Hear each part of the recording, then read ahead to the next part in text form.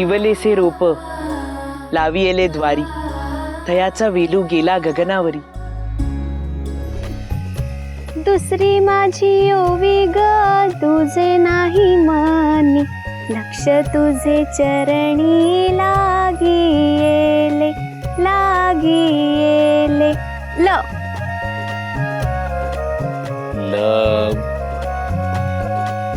हा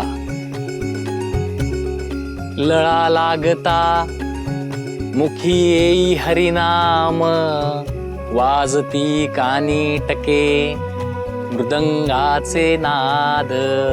वैकुंठीची वाट पंढरी जाणा, दृष्टी भरी पाहे विठ्ठल दैवत.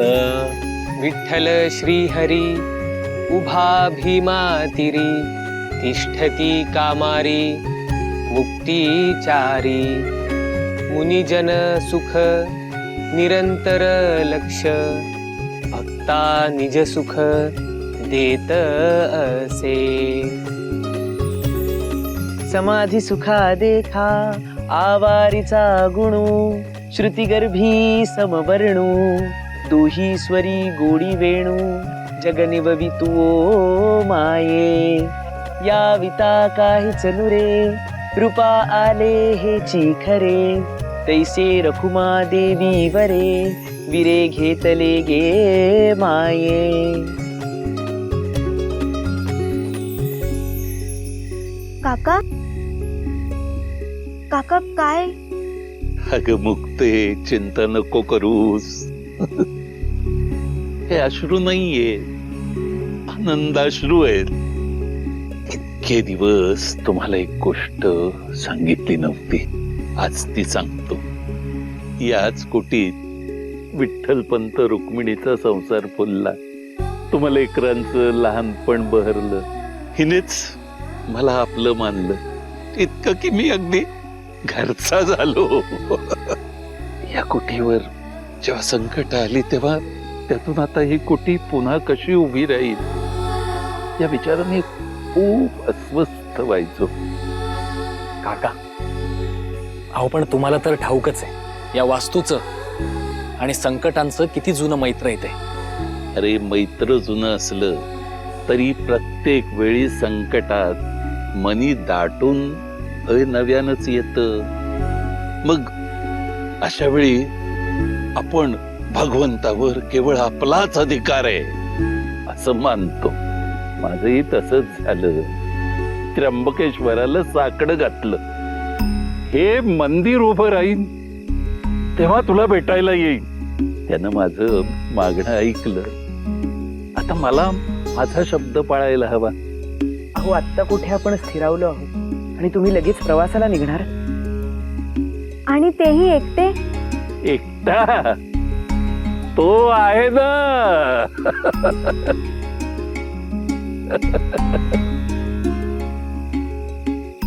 भक्तीच्या सोपाने मुक्त वाटेवरी, ज्ञानाचा तो मार्ग मनी निवृत्ती दाटली. त्र्यंबकाची आस लागे आता मनी, मुखी नाम जपे पांडुरंग हरी. पांडुरंग हरी, पांडुरंग हरी, पांडुरंग हरी. मानलं विसोबा शास्त्री, मानलं तुम्हाला. त्या कार्ट्यांची सगळ्या दिशांनी कोंडी केलीत तुम्ही. त्यांचं सिद्धबेटातलं घर उद्ध्वस्त केलं. नंतर त्यांना धर्मशाळेतून हुसकावून लावलं. त्या कावेरीच्या आश्रयाला गेले, पण तिच्या सासूनं तुमच्या भयापोटी त्यांना हकलवून लावलं. अति शहाणपणा करून स्वतः झोपडी बांधायला गेले खरे, पण त्यांना आवश्यक असणारी सामुग्री मिळू दिली नाहीत तुम्ही. इकडून तिकडे तिकडून इकडे पळून पळून त्यांची कसपटासारखी अवस्था करून टाकली. आज पुन्हा एकदा सगळ्यांना कळलं असेल की विसोबा शास्त्रींमधला दानव जागा झाला आणि त्यांनी एखाद्याच्या मुळावर यायचं ठरवलं तर त्याची काय गत होते. रामजोशी, कौतुक रागवू नका हो. आपलं कौतुकच केलं मी. तुम्ही आमचं कौतुक. आमचा नारबा देखील आमचं कौतुक वगैरे करण्याच्या प्रयत्नात होता, पण आम्ही त्याला ज्या भाषेत समजावलं ती भाषा आम्ही तुमच्या बरोबर वापरू शकत नाही. हे तुमचं सुदैव आहे आणि आमचं दुर्दैव आहे, लक्षात ठेवा. पण काय हो विसोबा शास्त्री, ही कार्टी आळंदीतून जात का नाहीत? जातील जातील. इथे राहून तरी काय करणार आहेत मोठं? डोक्यावर छत नाही, सहाय्य करायला माणसं नाहीत. मग ह्या उन्हातान्हात या आळंदी ग्रामात ती कार्टी जाणार कुठे? सिद्ध बेटावर. अहो शास्त्री बुवा, ती कार्टी सिद्ध बेटावर राहतात. अरे नारबा, काय बडबड करतोयस? त्या भग्न कुटीमध्ये भूतावळ देखील राहायची नाही, ती कार्टी कसली राहतायत? ती पोरं राहतायत. अहो भूतावळीला बी जे जमायचं नाही ते त्या पोरांनी करून दाखवलंय. काय? अरे काय केलंय काय कार्ट्यांनी ते सांग. शास्त्री, अहो त्या कार्ट्यांनी त्यांची कुटी पुण्यांदा बांधली. कशी ते काय मला ठाव नाही, पण बांधली. नारबा, होय. काय ज्वर चढलाय का असं बरळायला? अरे आम्ही स्वतः ग्रामात बजावलं होतं की त्या कार्ट्यांना घर बांधण्यासाठी कोणीही सहाय्य करायचं नाही म्हणून. मग घर बांधण्याची सामग्री त्यांच्यापाशी आलीच कशी? ते काय मला ठाव नाही बघा शास्त्री बुवा. मी खरंच सांगतो, अक्षी गावावर असं लक्ष ठेवून होतो, म्हणजे गावातलं कुणी बी इतिहासनी सहाय्य करणार नाही हे मी स्वतः जातीने बघितलंय. पण तरीही ते तुम्हाला पुन्हा वरचढ ठरले. ग्रामजोशी, आवाज चढवू नका. तुम्ही इथे झोपाळ्यावर बसून झुलत आणि मिशांना पीळ देत लोकांना दम देत राहिलात. अमुक केलं तर हे करीन, तमुक केलं तर ते करीन, पण केलं काहीच नाही. आणि जे केलं त्याचा काही उपयोग झालेला दिसत नाही. त्या कार्ट्यांनी घर बांधलं कसं? त्यांना कुणी मदत केली? उत्तर आहे तुमच्याकडे काही?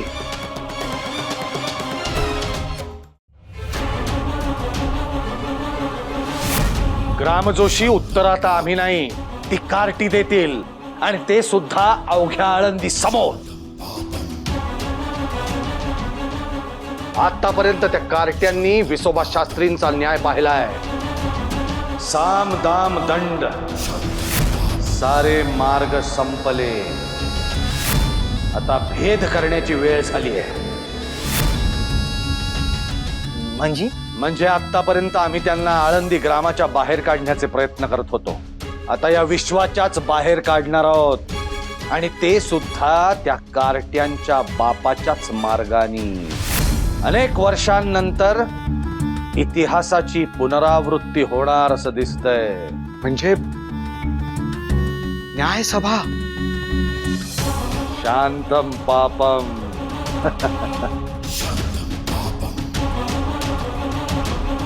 न्यायसभा,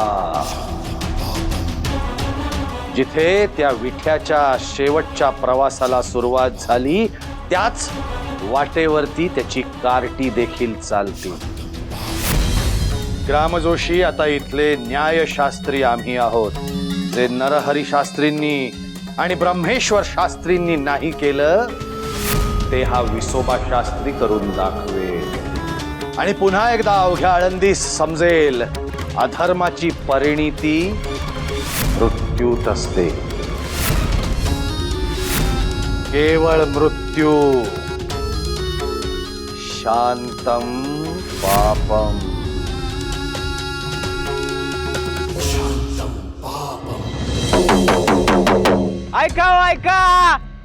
ऐका आळंदी ग्रामाने टाकलेली आणि न्यायपीठाने अधर्मी ठरवलेली कुलकर्णी भावंडे पैठण न्याय सभेत शुद्धीपत्र मिळवण्यासाठी गेली होती.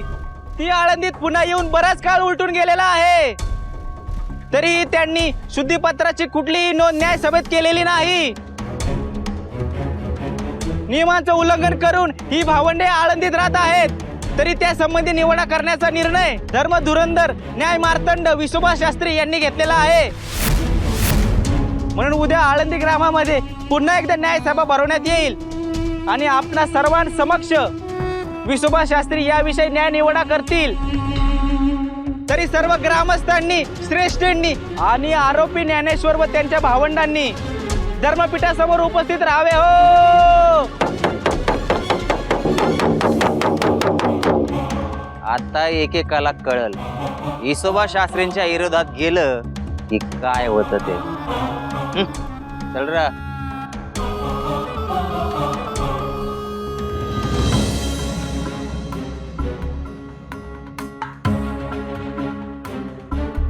अशी औचित न्याय सभा? मुदगल शास्त्री, हे काय नवं कारस्थान म्हणायचं विसोबा शास्त्रीचं? माझ्याच अरण्यात मीच सिंह, हेच धोरण आहे विसोबा शास्त्रीचं. अहो पण न्याय सभा ते बी शुद्धीपत्र खरं आहे का खोटं हे तपासण्यासाठी. अहो त्यासनी कळायला पाहिजे. ज्ञानाव संशय घेताना विसोबा शास्त्री पैठणच्या धर्मपीठावर आणि ब्रह्मेश्वर शास्त्रींवर बी संशय घेतात की. अरे पण मुळात ते शुद्धीपत्र पैठण धर्मपीठानं दिलेलंच नाही, हाच तर त्या लोकांचा युक्तिवाद आहे.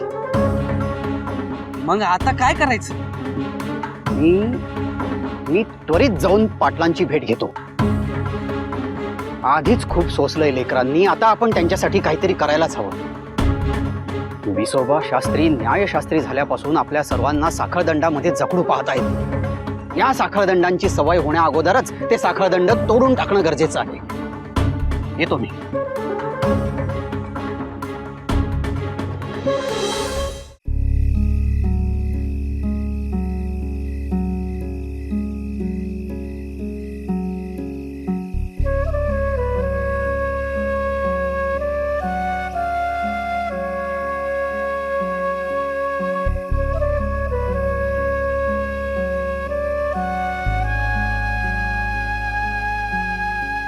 मावशी,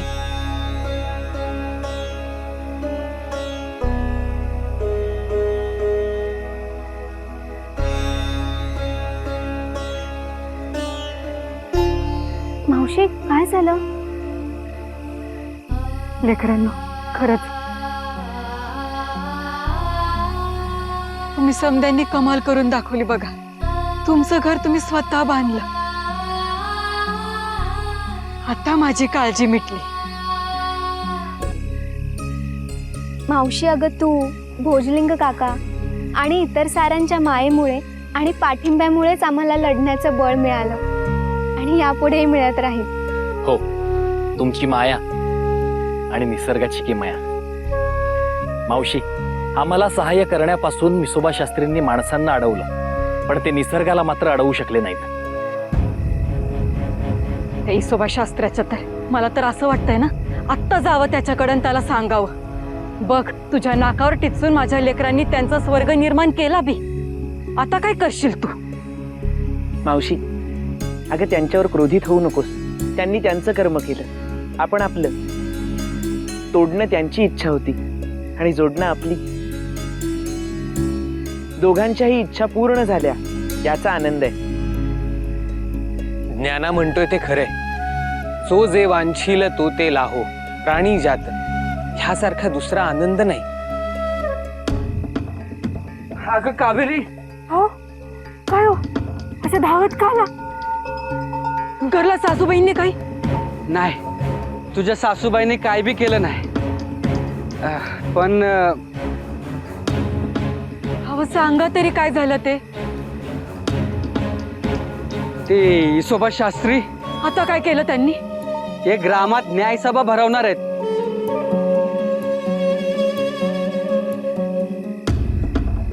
आणि तुमचं शुद्धीपत्र खोटं आहे असं बी म्हणतात ते. क्रोधापायी विसोबा शास्त्री अजून किती खालच्या थराला जातील. आम्हाला त्रास देण्यासाठी आता थेट पैठणच्या धर्मपीठाला आणि त्यांच्या विश्वासार्हतेलाच आव्हान द्यायला निघाले ते. इतका तर्कशुद्ध विचार करण्याच्या परिस्थितीत ते असते तर अधिक काय हवं होतं? एक विद्वान दुसऱ्या विद्वानाच्या निर्णयावर प्रश्नचिन्ह उभं करतोय, ह्यासारखं दुर्दैव नाही. पण आता आपण काय करायचं? हा, मुदगल शास्त्री गेलेत पाटलाशी बोलाय. ते काहीतरी मार्ग नक्की काढतील. नाही नाही एकदम म्हणजे एकदम चुकीचं झालंय बघा. सगळा कारभार अनिर्बंध लहरीपणावर सुरू झाला. आता इतके दिवस झाले लेकरांना आळंदीत येऊन, एवढ्या अवधीत विसोबा शास्त्रींनी शुद्धीपत्रकाचा विषयही नाही काढला. हे नोंद प्रकरण इतके दिवस का नाही सुचलं? अहो, आता इसोबा शास्त्रीच्या वागण्याला का कशासाठी असे प्रश्न विचारण्यात अर्थ आहे वय? पण म्हणून आपण हे सगळं घडू द्यायचं? आता हे न्यायसभेचंच घ्या. न्यायसभा का भरवायची, केव्हा भरवायची, याचे काही विशिष्ट संकेत होते इतके दिवस. का आलं विसोबा शास्त्रींच्या मनी आणि भरवली न्यायसभा? याला काय अर्थ आहे? तिच्या माणसाच्या हातात अधिकार गेल्यावर ते असंच होणार, असंच होणार. पण म्हणून आपण हे असंच सहन करत राहायचं का? पाटील, अन्याय करणाऱ्यापेक्षा अन्याय सहन करणारा अधिक दोषी असतो. एक वेळ अशी येईल की ह्या अन्यायाची सवय होऊ लागेल आणि मग यालाच न्याय म्हणतात असे वाटू लागेल. त्याआधी आपण पावलं उचलायला हवीत. एकदम बरोबर बोललात. आता न्यायसभा भरण्यापासून तर आपण थांबू शकत नाही, पण जर काय न्यायसभेत अन्याय झाला तर मात्र मी सहन करणार नाही. मग भले मला राजा कृष्णदेव रायांसमोर उभं केलं ना तरी चालेल. आता कसं अगदी माझ्या मनातलं बोललात बघा. पण त्याआधी आपण हे जाणून घ्यायला हवं की या विसोबा शास्त्रीचे नेमके डावपेच काय. म्हणजे आपल्या दृष्टीआड काहीतरी घडतंय एवढं नक्की. साधं बघा ना, बरेच दिवस ते ग्रामजोशी दिसत नाहीयेत ग्रामात. काहीतरी नक्की घडतंय. पण मग तरीही काही मार्ग निघाला नाही तर मग पुन्हा एकदा न्यायसभेसमोर उभं राहण्यासाठी सिद्ध व्हायचं. सत्य हे तळपणाऱ्या सूर्यासारखं असतं. त्याला कधी कधी ग्रहण लागू शकतं. ते दिसेनासं होऊ शकतं. ते झाकोळलंही जाऊ शकतं. पण काहीही कितीही झालं तरीही ते नाकारता येऊ शकत नाही. अरे पण दादा, म्हणजे आपण काहीच करायचं नाही? विसोबा शास्त्री आता धर्मशास्त्री झालेत, न्यायशास्त्री झालेत, म्हणून त्यांनी चालवलेला बळाचा वापर आपण सहन करायचा? परीक्षा नेहमी सत्यालाच द्यावी लागते सोपाना. ते त्यांचं कर्म करतायत, आपण आपलं कर्म करू. जो जे वांछील तो ते लाहो, प्राणी जात. क्रोधापायी कितीही नाकारलं तरी पैठण हे सर्वश्रेष्ठ न्यायपीठ आहे आणि त्यांनी हे मान्य केलंय की आपण शुद्धीपत्रास पात्र आहोत. आणि एका मर्यादेनंतर विसोबा शास्त्रीच काय, तर कोणीही त्यांच्या विश्वासार्हतेला आव्हान देऊ शकणार नाही. सोनं भट्टीत टाकलं की झळाळून उठतं. त्याचा खरेपणा अधिक अधोरेखित होतो. त्यामुळे जे घडतंय ते योग्यच आहे.